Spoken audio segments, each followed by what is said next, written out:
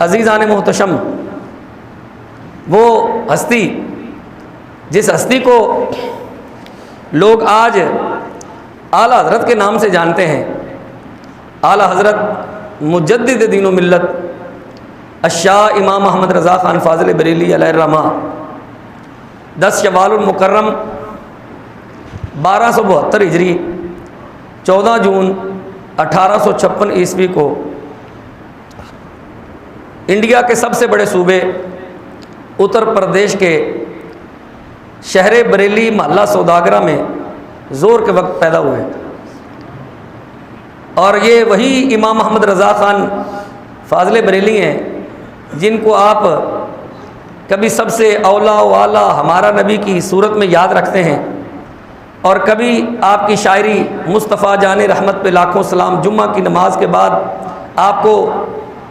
سنی مساجد میں نعت خوان پڑھتے ہوئے نظر آتے ہیں۔ یہ وہ امام محمد رضا ہیں جنہوں نے اس دور کے اندر مسلمانان ہند کے نہ صرف عقائد کو بچایا بلکہ ایمان پر بھی خوب پہرا دیا۔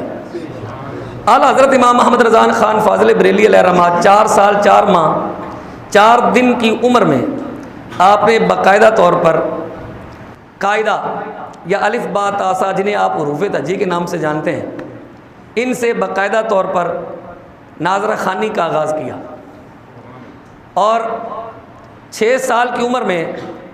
آپ نے ایک بہت بڑے مجمع میں نبی صلی اللہ تعالیٰ علیہ وآلہ وسلم کے میلاد شریف پر تقریر فرمائی۔ 7 سے 8 سال کی عمر میں آپ نے ہدایت النحو درس نظامی کی مشہور ترین کتاب ہے جو علم نحو پر بڑی کلیدی حیثیت رکھتی ہے، اور گرامر کو گویا درست اور جاندار بنانے کے لیے اگر کوئی شخص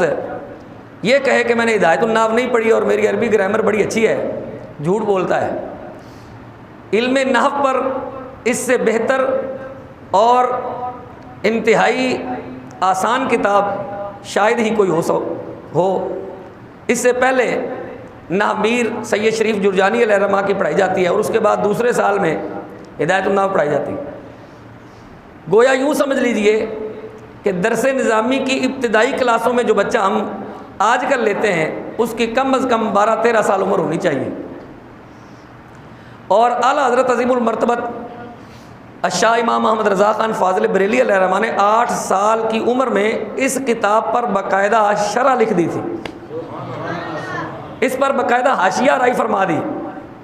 یہ آپ کے تبحر علمی کا ثبوت ہے، آپ کی ذہانت و فطانت اور ذکاوت کا منہ بولتا ثبوت ہے کہ اتنی کم عمری میں صغر سنی میں اللہ ذوالجلال نے آپ کو وسعت ذہن، وسعت دماغ اور وسعت علم اس قدر عطا فرمائی کہ آپ نے اتنی چھوٹی عمر کے اندر ہدایت النحو کی شرح لکھ کر لوگوں کے لیے ایک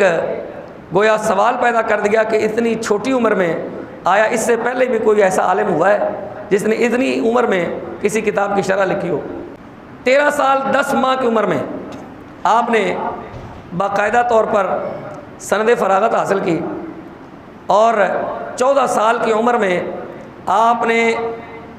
مسند افتاء پر بیٹھ کر پہلا فتویٰ بھی لکھ دیا تھا، اور یہ فتویٰ کوئی ایسا آسان نہیں تھا جسے کوئی ہر کوئی مفتی لکھ دیتا، بلکہ اس سے پہلے یہ فتویٰ مختلف مفتیان کرام کی میزوں سے ہوتا ہوا اعلیٰ حضرت علیہ الرحمہ کے والد گرامی مولانا نقی علی خان علیہ الرحمہ کی خدمت اقدس میں آیا،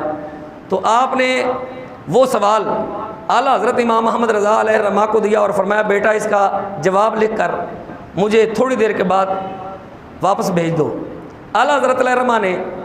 اس سوال کا تشفی بخش اور تسلی بخش جواب دیا، جسے پڑھ کر اس وقت کے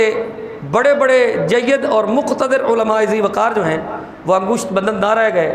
کہ اس سوال کا جواب تو بڑے بڑے مفتیان کرام نہیں دے سکے، تو اس 14 سالہ بچہ جو چند دن پہلے ہی سند فراغت لے کر گویا عالم دین بنا ہے، اس کا تجربہ بھی اس قدر شدید نہیں ہے، اور ظاہر ہے مفتی کو تجربے سے گزرنا پڑتا ہے، اس کا تجربہ بھی نہیں ہے اور اس قدر قوت مطالعہ بھی نہیں، تو کس طرح اس نے اس کا جواب دے دیا؟ جب سوال کا جواب سامنے آیا تو انہیں پتہ چلا کہ یہ تو ہمارا خیال تھا۔ اعلیٰ حضرت علیہ رحمہ تو بچپن ہی سے